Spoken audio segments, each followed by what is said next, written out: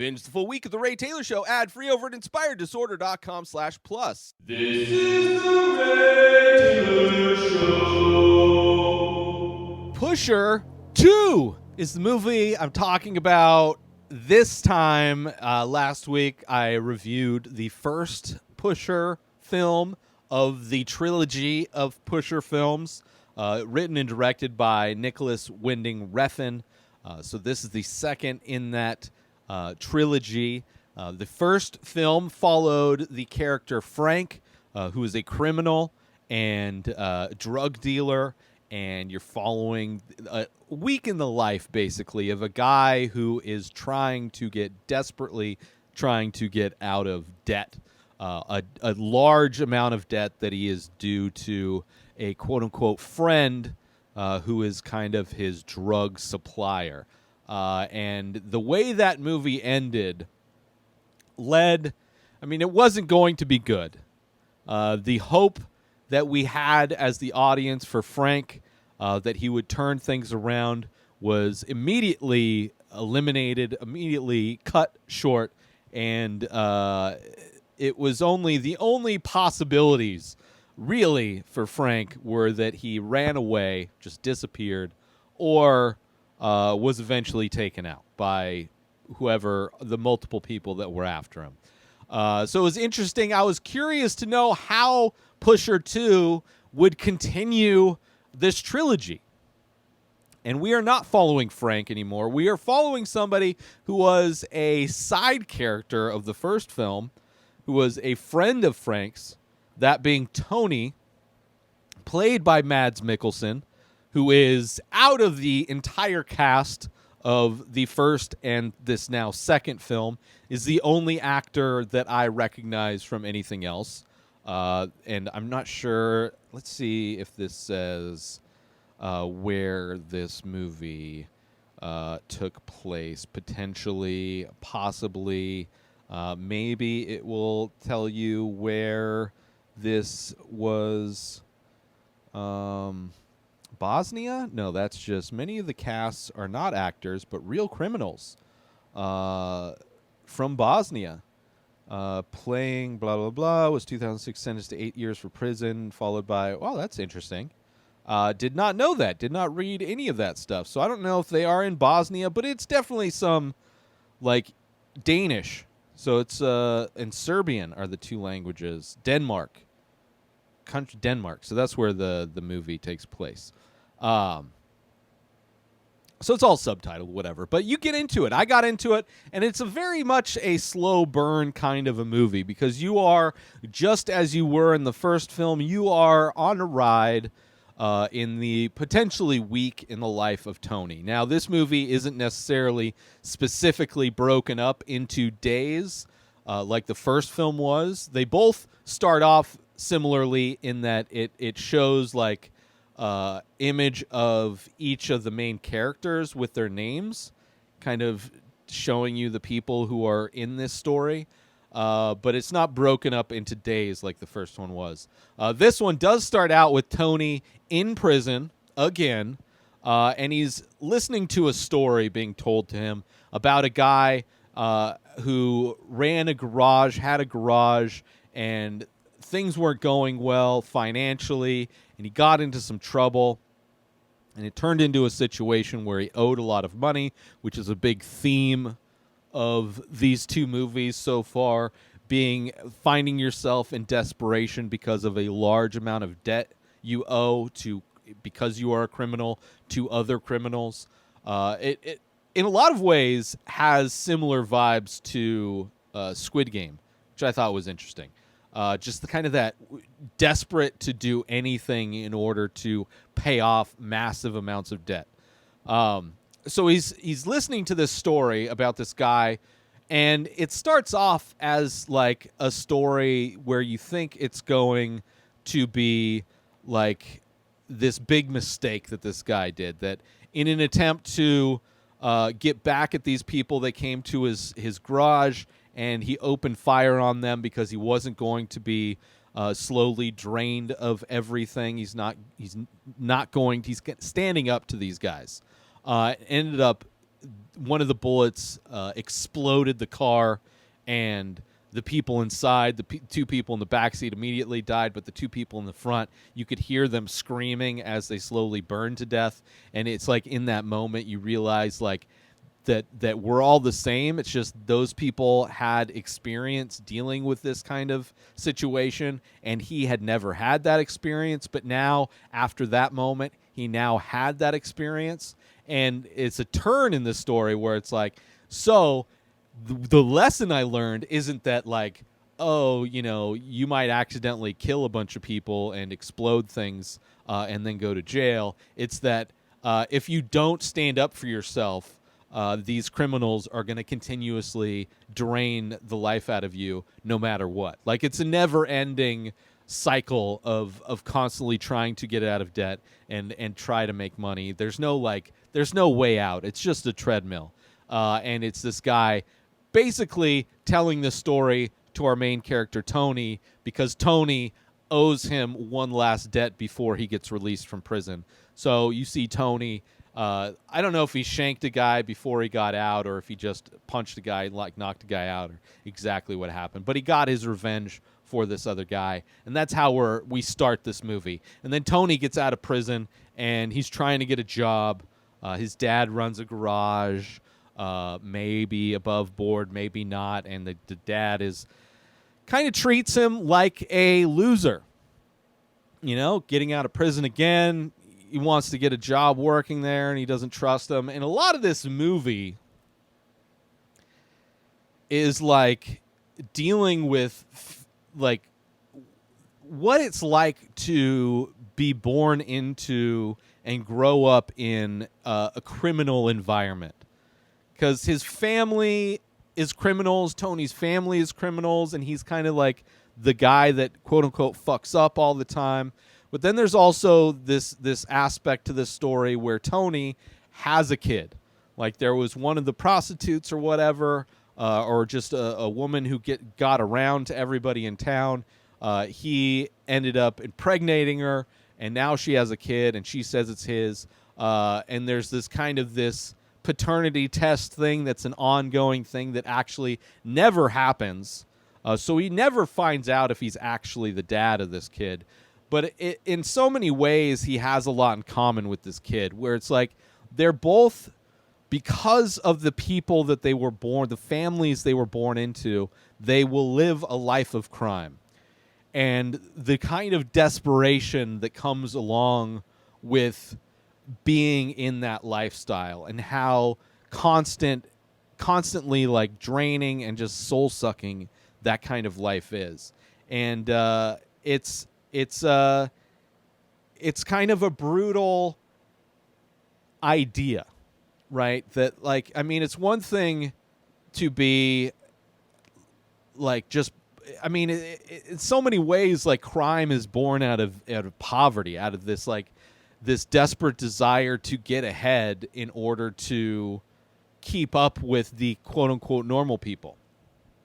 But then meanwhile, billionaires and stuff are committing just as many crimes, just different types of crimes. There's just like, most of capitalist society is full of people who are trying to make money doing things as criminally as possible without getting caught. That is like kind of the main idea for most people who are obsessed with making money. It's just like, how many things can we get away with to make this money without having to pay anybody? Or just like, what's the biggest amount of money I can make for the smallest amount of effort? And now a quick word from our sponsor. Now you can wear The Many Faces, original art by Ray Taylor. Select pieces from the ongoing series of abstract ink paintings. All products made with high-quality materials, made right here in the USA. Go to inspireddisorder.com/TMF merch to browse the entire collection and save yourself an extra 10% when you check out by using coupon code RTSTMF. So once again, go to inspireddisorder.com/TMF merch and save 10% when you use coupon code RTSTMF. And now back to our show. So similar to the other story, this one, it's more Tonny is almost like this guy who wants to get out of the game on some level, wants to get out, despite the fact that he's also trying to make his dad happy, showing his dad that, like, oh, I can take care of stuff. I could be a responsible criminal too. But he also wants to get out of this game, and how no matter what, if you're born into it, it's almost impossible to get out of it. You just get sucked right back in. And so much of this is, despite Tony's best efforts, constantly he's getting sucked back in to this lifestyle. Because unlike the first movie where Frank is the one who's trying to hustle and do these things, this one is told from the perspective of Tony, who it's like these other people, he's like involved with these things that other people are doing, and he just gets sucked up into it as part of the deal. There's a scene when he first gets out of prison, how he's like wants to get laid, and he has these two prostitutes. Obviously, like so far in every movie, somebody's running a hotel with prostitutes in it, and he goes to this place. He's got two women, but he's got coke dick, so he's not able to get hard. He's got porn going on the TV. He's constantly trying to get his dick hard. Meanwhile, like also trying to get these women to do sexy things to each other in front of him. He's almost acting like a director in some ways, a reluctant director, trying to get them to do things to each other in order to get him excited enough to even have sex, which is kind of a funny scene. It's a funny scene because he's like so desperate to get hard but can't. Like at no point he can't, and they're not willing to give him a blowjob without a condom, which he keeps trying to get them to do. He keeps trying to do everything he can, meanwhile going back to do more lines of blow, which I've never done cocaine, but I've known enough people who have done it to know that it's not the best drug to help you get an erection. Like, people who can have sex on cocaine tend to be a minority of the people who do cocaine, and that it tends to kill your dick. And I'm assuming that's what he's snorting. Maybe he's snorting heroin, but it seems like the vibe of this movie is more cocaine. There's even a scene where his buddy goes to a deal with his buddy. It's like another thing he gets roped into doing, and his buddy's going to get a bunch of coke to sell from Milo, who is the drug source from the first movie, which is in this scene where Tony and his buddy are going to do this deal. They bring up, Milo comes in and he asks about Frank, asks Tony if he knows about Frank, and he just doesn't know. Meanwhile, at the end of the last episode, or end of the last movie, Milo had his henchmen rolling out the plastic wrap in the office to clearly get things prepared for an execution. So we don't know necessarily if Milo actually got his hands on Frank and was able to execute him, or if the other person that was going out to kill Milo or to kill Frank had got to him first. Or maybe Frank just split and ended up going to Spain, which was kind of his plan before everything went south. But it's the only reference to Frank in this whole thing. But there's a scene where he's going to do this drug deal, and Tony's just there for, protection, extra body to maybe, not get fucked over. Also to kind of test drive the drugs that they get. But in that scene, there's a knock on the door. They're like in a hotel room, which is like this crazy hotel room where the bathroom is walled off by like glass walls that are just frosted from 4 feet down. So like if somebody's standing up in the bathroom, you can see them, in the bathroom. Or if you get close enough to the glass wall, you can watch them take a shit, which Tony stands up to see if his buddy's actually taking a shit or if he's just doing more drugs. And, of course, his buddy's just doing more drugs. But in this hotel room, Milo shows up and they get the drugs, and there's a knock on the door. So Tony's buddy goes into the bathroom, or he's in the bathroom. He flushes the drugs because he thinks it's the cops. Just immediately, because they don't know who it is. And he flushes the drugs. Turns out it was just somebody with food, delivering food. So now Tony is roped in because he was there, to this mistake that his friend, his buddy, made by flushing the drugs. And he's trying to get a refund. He's like, oh, it was a mistake. I didn't know it was a delivery guy bringing food. And Milo's like, well, that's your mistake. I'm not taking the loss on the drugs you flushed down the toilet because you thought it was the cops. So that's how there's this another debt that is kind of the driving force in this movie. And a lot of it, it's not directly on Tonny. Like, Tonny is trying to help out this guy who's like, you know, he's trying to make excuses for why he doesn't have the drugs. Like, he makes up this excuse that he got beat up by these Middle Eastern guys. And he does that by, you know, has Tonny go buy a gun and shoots him in the arm. They go out in the middle of nowhere and have him shoot him in the arm. And then that kind of buys him a little bit of time to say that he got mugged.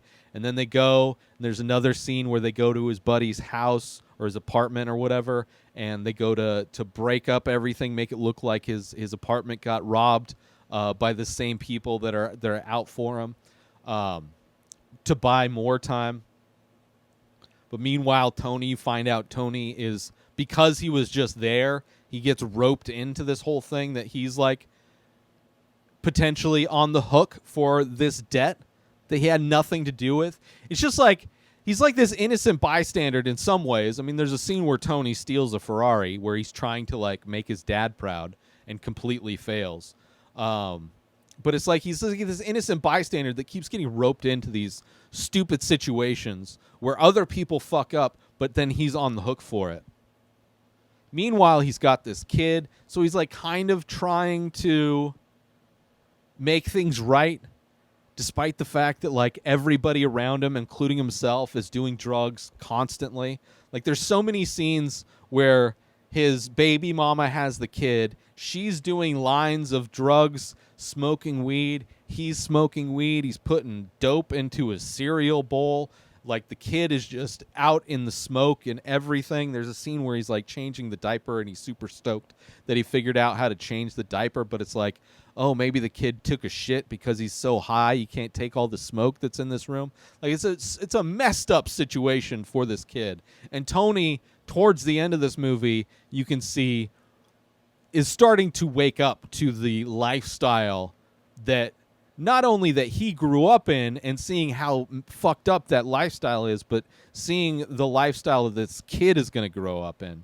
And because of that, takes it upon himself to run away. And that's how the end of this movie, unlike the end of last movie where Frank doesn't run away, he thinks he's able to fix things.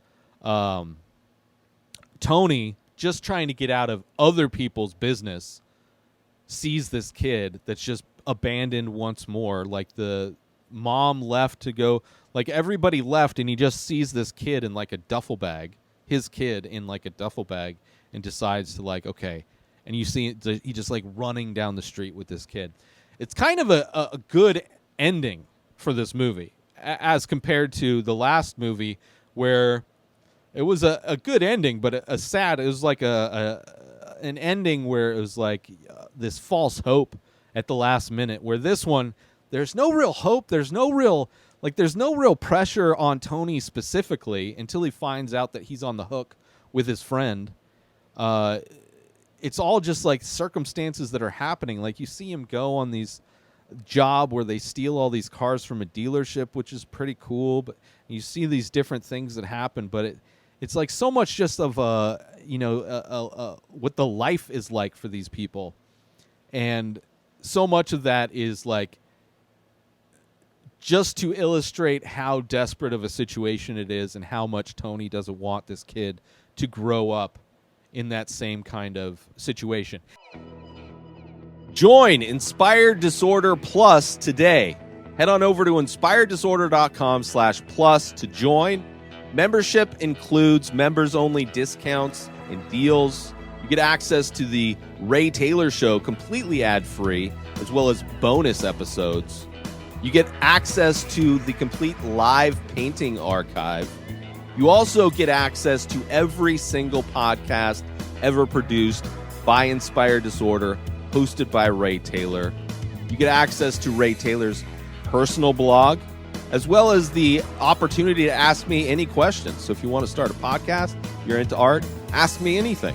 And so many more things are being added every day to Inspired Disorder Plus. So sign up today, become a member, head on over to inspireddisorder.com/plus and become an Inspired Disorder Plus member today. And it's like a lifestyle where there's two characters that get married in this movie, right? And their wedding reception has strippers. Like the reception at the bar with the family and the kids and everybody that showed up, the reception for the wedding, there are strippers that are dancing and giving lap dances. And there's just kids everywhere. Not kids everywhere, but they're children. Like, obviously, Tony's baby is there, but then other people's kids are there. Like his stepbrother or whatever is there.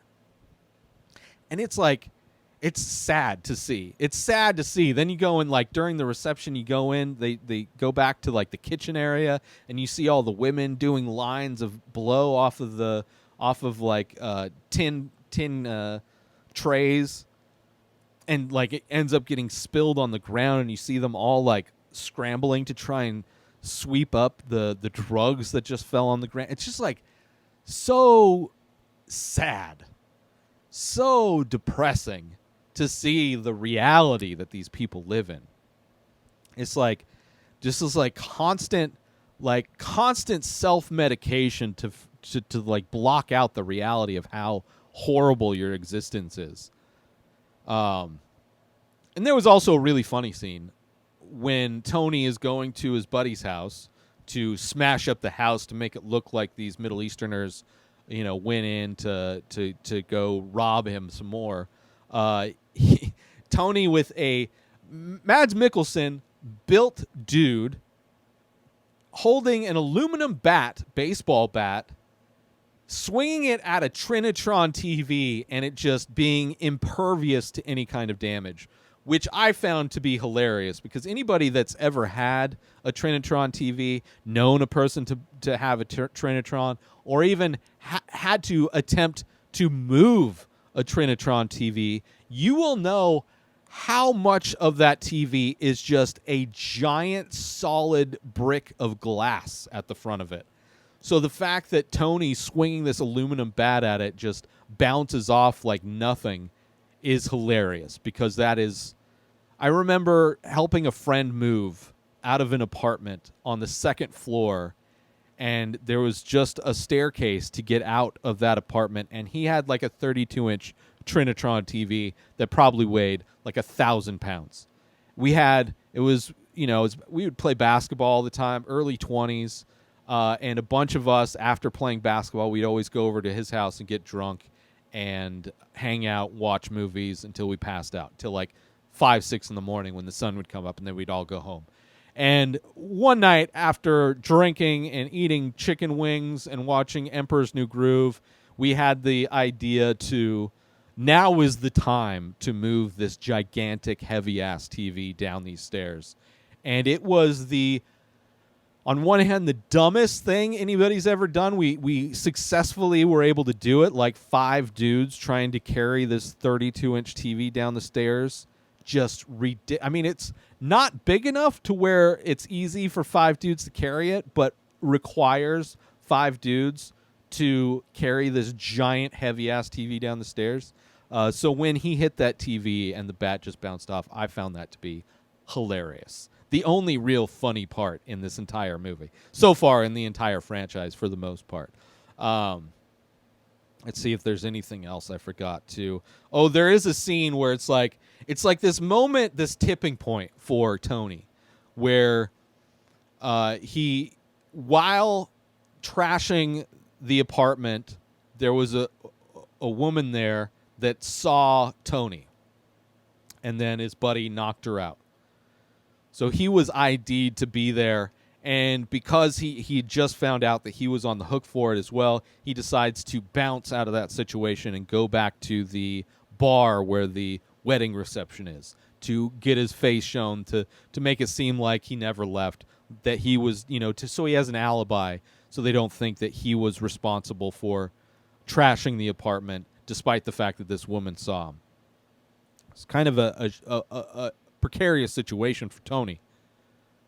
But there's this scene where he's up in the office with his dad, the Duke, and the dad is like going after on him, like I'm sure like he had gotten his entire life, where his dad is telling him how just constantly insulting him, verbally abusing him, how worthless he is, how much of a fuck up he is, slapping him in his face, just disrespecting him in every single way. Kind of sad that it actually reminded me of similar situations where my mom spoke to me similarly, which she doesn't remember. It's apparently something parents do when they drink a lot. And that was the tipping point for... It was also the tipping point for me leaving the house I grew up in, but also the tipping point for Tony. But in this movie, unlike my life, Tony decides to put Duke down, let's say. Like, he had quite enough. And the Duke should have known better, because he is an older man, and Tony is a young, spry Mads Mikkelsen, fresh out of prison.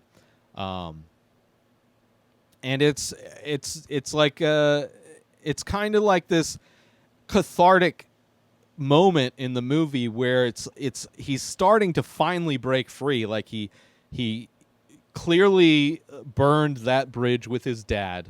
You know, whether his dad survives or not doesn't look good for him. You know, he goes back downstairs, and that's where he sees the kid, and nobody is around, which potentially the people there could have snorted speed mixed with rat poison, which is something that his buddy would leave out in his apartment to trick people that might break in. If junkies were to break in, they see a couple lines on the table, and they just do the lines, and unknowing that there's rat poison mixed in, which is kind of a brilliant trick to play to protect yourself, protect your stuff from junkies, is just to, when you leave the house, to leave a couple lines of rat poison mixed with speed. So they may have snorted that, because there's a scene where they're clearly the mom of the kid, and then I think the new bride or another one of the friends was snorting and like started having a bloody nose. Potentially, we don't know. But they both leave, and the kid is just sleeping in this duffel bag, so he decides to get the kid and literally just run away from the situation. He gets on a bus, and it's like the end of The Graduate, and it's like new beginnings. Except for The Graduate, it's like new beginnings, but like maybe I fucked up. I guess maybe it could be similar for Tony as well, where it's like new beginnings, but maybe I fucked up. Maybe, because now I have this kid. I have no idea what I'm going to do. I assume the third film is staying with Tony and this kid, potentially, where they ran away to. But maybe not. Maybe, I don't know. I'm just as clueless to where this trilogy is going as I was at the end of the first film. But I did enjoy this one. I don't know if I enjoyed it more than the first one or less. You know, I think Tony is a little bit more likable because he is such an innocent bystander in so many ways, and just trying to be a people pleaser despite being a complete and utter fuck up. Like, just not a good person, but also a person who was clearly constructed and came from this type of a lifestyle. So I appreciate it. It's so far I'm really interested and really enjoying this trilogy of films, and really kind of getting the tone that Nicolas Winding Refn likes to set his movies, like this slow burn where it's like it's almost everything in the movie is setting up for this moment, these events that happen towards the end that kind of make all of the setup pieces make sense for what a character does.